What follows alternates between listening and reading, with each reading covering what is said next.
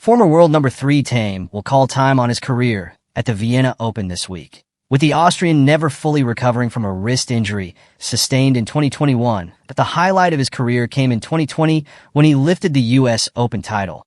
After defeats in the 2018 French Open, 2019 French Open, and 2020 Australian Open finals, Thiem lost both his French Open finals to Rafael Nadal and his Australian Open final to Djokovic, and is considered by some to be unlucky in terms of the era he was competing.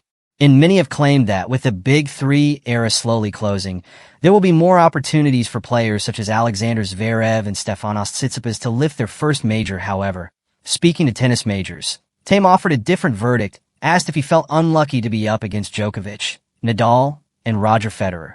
The 31-year-old claimed he was lucky to face them, and that it will be no easy for anyone to beat Sinner or Alcaraz to win a slam, but he said, "Yes, I understand people who are thinking that way, but to me, the situation is quite easy that I feel really lucky and privileged to have played against them because they are 3 of the greatest athletes of all time."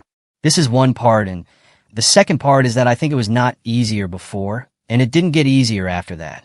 A lot of people said, once they're gone, it's going to be way easier for everybody in my generation. Daniil Medvedev and Sasha and Stefanos and all those players. Then what happens?